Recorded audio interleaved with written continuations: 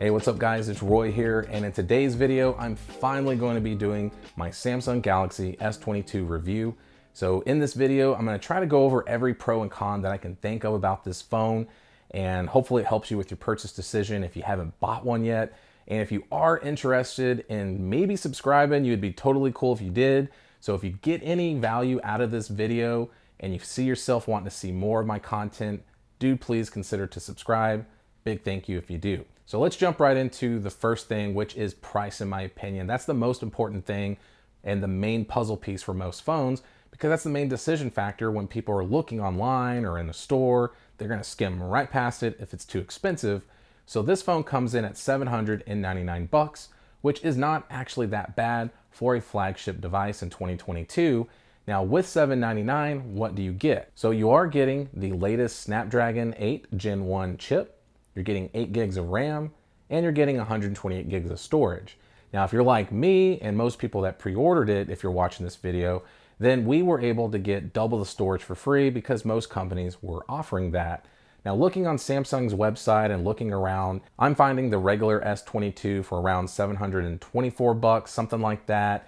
But there's so many trade-in specials, so if you have a phone to trade in, definitely take advantage of those. But all those specs on paper don't mean squat if they don't work well together. So in my overall experience with this phone for performance, I haven't really had any complaints at all, to be honest with you. The phone has performed stellar, just like any of my Galaxy phones in the past. I really don't have any complaints about the performance. It's pretty snappy. I don't have any issues with like overheating. There's no apps closing in the background, and I have tested leaving open like 20 different apps and none of them ever closed in the background. So just the overall everyday usage of the phone, when you open an app, it's gonna open. When you close, it's gonna close. When you click a button, it's gonna click. So the point is that it's very, very responsive.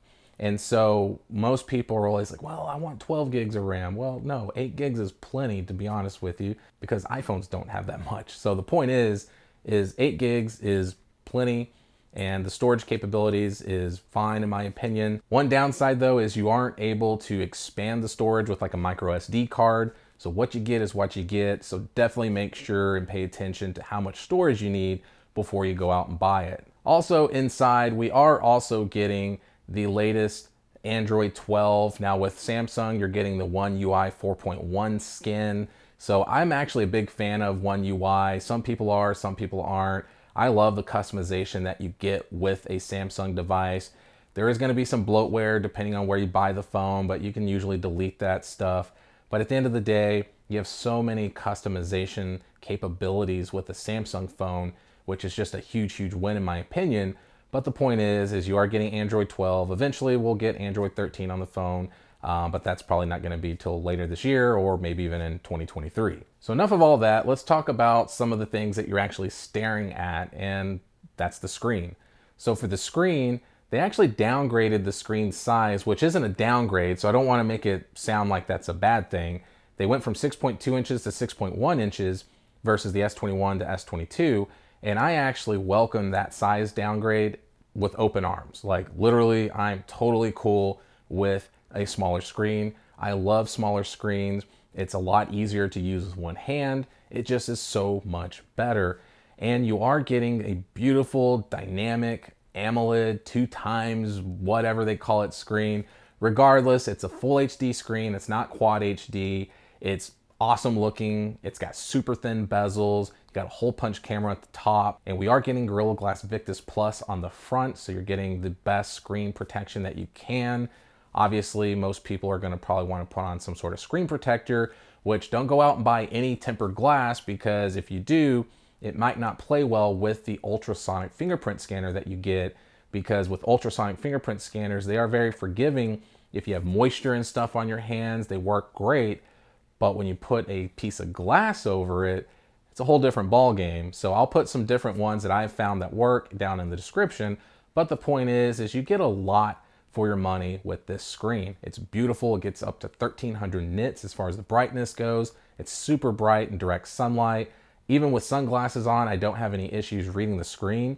Now we are getting 120 hertz refresh rate as well, which is very welcoming, because I was worried that they were going to maybe give us 90 hertz, but they didn't. Now it is not an LTPO display, which this phone could definitely benefit from, but it does somehow drop down to try to save battery. I think as low as it goes is like around 60 hertz from what I've read, but there's no way to change that. It's not an LTPO, so I mean, it is what it is. So really no complaints about the screen. It's a Samsung screen. They make some of the best screens in the world, so yeah, it's a good screen. So flipping it over to the back, we get another change. Well, actually two changes. So one is that we get a glass back this year. So instead of it having that plastic back like the S21 had, we're getting a more premium Gorilla Glass Victus Plus back. But for me, maybe I'm in the minority here, I don't mind plastic back phones because they're usually lighter weight and they're a little more durable in my opinion. Now don't get me wrong, I know plastic will break, but glass breaks so much easier. And yeah, now granted with the S22, they were able to make the phone still very lightweight, but the point is, I don't mind plastic, but most people are gonna have a case on their phone anyways, so what's the point regardless? Now you do get this really beautiful matte finish. Now on my particular phone, obviously I had to go with the Phantom Black color. I'm glad that they decided to give us a black color on the S22, just the regular version. Unlike last year, you had to get the Ultra to get that matte black. I'm a huge fan of black phones, so naturally I wanted black. Now don't get me wrong, I love my Phantom Gray on my S21, but I like the Phantom Black that much better. So the point is you get a really beautiful matte finish back. So if you are someone that is crazy and doesn't mind using your phone without a case, you're gonna definitely love the texture of the back. Now another thing that's changed is the camera bump design.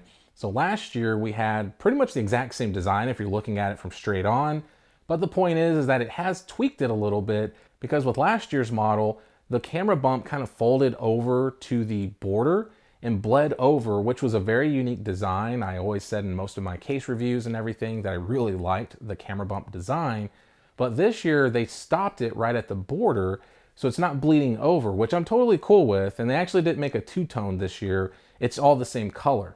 So the matte black for the camera bump and matte black for the back are matching, and I'm totally cool with that clean, nice look. Also the lenses, at least the circular black that you see, are a little bit bigger as well versus the S21. Now looking down at the bottom of the phone, that's where you're getting your USB-C charging port, your speaker, your mic, and your SIM card tray. So with that USB-C charging port, that's where you're gonna get your fast charging capabilities. Now inside the box, unfortunately, we do not get a fast charging brick. They do so nicely give us a charging cable, but you gotta go splurge and buy a charging brick, which is a little disappointing. I wish phone companies would stop doing this because they're trying to tell us they're trying to save the world doing that, and they're really not, because then you gotta go buy another charger and yeah, so whatever. But like OnePlus, they give me chargers in the boxes and they're super fast. Now the downside to this phone is the charging speed that you're getting, which it's not really a downgrade, I guess. I mean, it's 25 watts. So 25 watts, if you would have asked me, 5 years ago, I would have been like, oh my God, that's amazing. But in 2021, 25 watts is kind of subpar. Heck, even the OnePlus N20 that I did a review on, that came with a 33 watt fast charger in the box, and it charges it at 33 watts. So that's a $280 phone versus an $800 phone, and it charges quicker technically. But whatever. But the point is I wish it would be quicker charging speeds. Heck, give me 30, 35, 40 watts, because this phone's battery is not a champion of batteries. So it definitely would have been nice to be able to plug in the phone and get a very quick charge in like 20 minutes, let's say, and get half my battery life back or something, but whatever. So 25 watts is the max that you're getting with a USB-C charging cable. You're getting 15 watts wirelessly. You do have the reverse power sharing where you can charge earbuds or whatever, another phone. It only charges like at 4 watts, so it's obviously not ideal, but in a pinch, it's okay. So since we're talking about battery stuff, let's talk about the battery. So the battery this year is 3,700 milliamps, which is a downgrade versus what we got in the S21 model. And that is something that I did not like. It started giving me like these nightmare memories of the Pixel 4 when I saw that they downgraded the battery size on that phone. And that was a good phone. I really liked the phone. It's just the battery life sucked. So with this one, I was thinking, okay, maybe there's some method behind the madness here. Maybe with the optimization of the new chip and the software and all this, maybe it's not going to be the end of the world. And so day one, when I pulled it out of the box and got it charged up, I got 6 hours of screen on time. So I was like, cool. So I was like, okay, that's good, not bad. And I was like, surely it's gonna get better just because with it learning my usage and everything and my app usage, it's gotta optimize it and get even better. And it didn't. So the battery is like that crazy ex-girlfriend or boyfriend that just can never make their mind up on things. Point is there's days, guys, where I can use the phone exactly the same way pretty much and get 4.5 hours of screen on time. And then there's other days where I get 6.5 hours of screen on time and I feel like I use the phone exactly the same way. So the point is the battery's good. And for most people, if you're not a power user, you're not even gonna notice and complain. You're gonna be able to get through a whole day, charge it overnight, wake up and be happy. But if you are someone that games and all that stuff, probably wanna keep a charger close by, especially while you're doing those things on your phone, because you can kill this battery very quickly. So that's why I was saying earlier, the LTPO display might have benefited this phone. A larger battery could definitely benefit this phone. So hopefully for the S23, they do maybe make an amends with some of these goofy changes that they decide to do on the S22. So we'll find out maybe in a few months. So talking about just other things about the phone, you get stereo speakers, so 2 thumbs up there. They sound pretty good. They're not gonna win any awards for their bass or anything like that. They're just phone speakers. They get plenty loud, don't have any issues. So just for fun, let's just put my mic up next to it and let you hear what they sound like.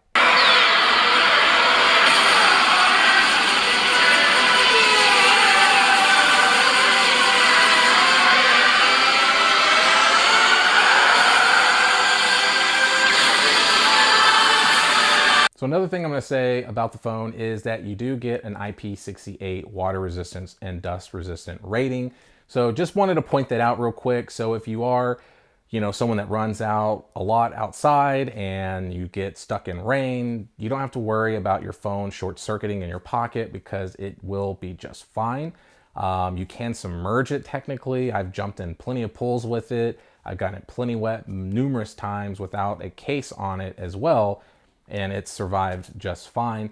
So the point is, it's definitely gonna survive spills and all that. I just don't recommend just submerging it for long periods of time, but if you accidentally get pushed in the pool by your jerk friend or something, the phone's gonna survive and you're not gonna cry later.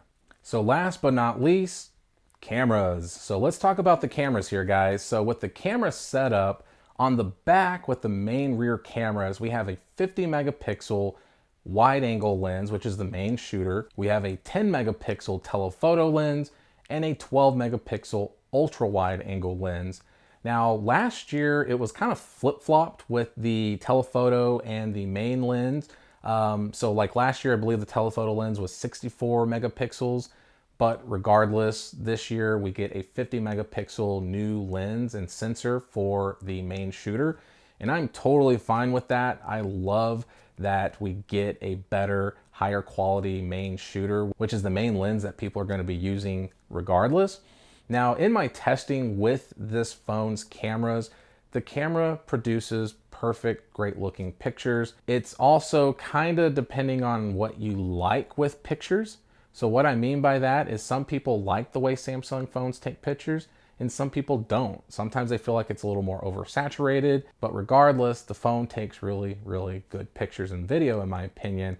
So looking at some pictures, as you can see in this picture, you capture some great color and detail, and then when you zoom in with a telephoto lens, you're definitely still getting some detail, but when you zoom in on that picture and crop it in, you can start to notice a little bit of blurriness, but that's with any phone in my opinion. The ultra wide angle lens works pretty well as well. So all in all, I think the cameras perform great. Like I said, I think it produces some really beautiful, bright pictures.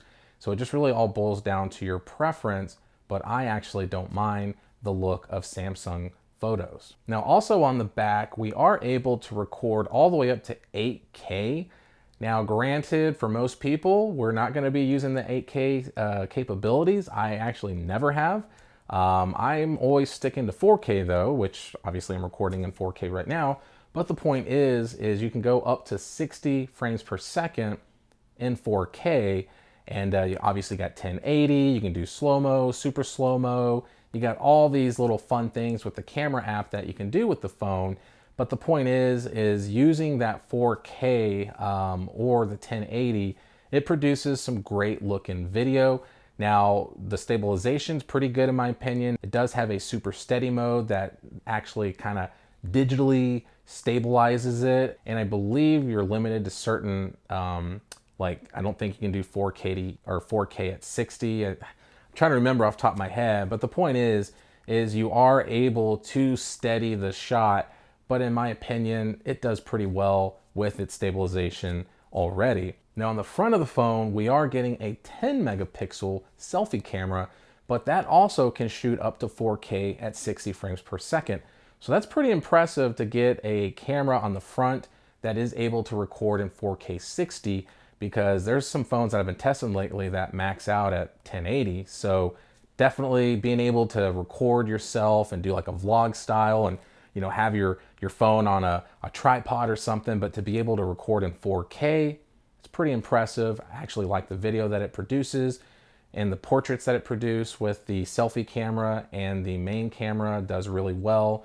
I like in the camera app that you're able to change like the different backgrounds to kind of give yourself a little bit of a different look than just a creamier bokeh. You can do other kind of fun little things to the background. So I do like that as well. But all in all, guys, the camera performance and the video capabilities of this phone are definitely top notch. I really love the pro features that you get in it as well, to be able to tweak the ISO and your white balance and all that, just to give yourself a little bit more of a premium looking video. So like I said, the camera performance, the video performance, 2 thumbs up. Now my only issue sometimes with the camera, which I mentioned in another video of mine, is that when I push the shutter button, it doesn't take pictures immediately. So that's something that is a little bit of a issue. It still does it even after the latest update. It didn't really fix that issue.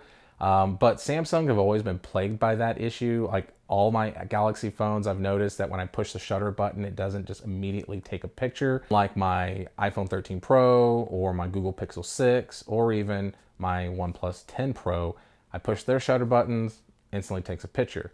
So maybe with a software update, it will tweak that issue, but that is just something to point out that I've noticed. So all in all, guys, the S22 is a great phone. I would probably have to say it's my favorite Android device because of the size. It would be perfect if I had a better battery life that I didn't worry about. But the point is with all the combination of things, the phone is awesome. I highly recommend anyone to purchase it because it's a Samsung. You're getting great features, you're getting customability, you're getting customization out of it that you can do unlike most other Android phones. So you can really make this phone your own. And the point is you just get a lot for your money. So there we have it, guys. If I missed anything or if you have any other questions about this phone, please do comment down below. And like I said earlier, guys, if you want and you like this video, give the video a thumbs up, hit that subscribe button, ring that notification bell for up-to-date content. So be safe, God bless, and I'll see you on the next one.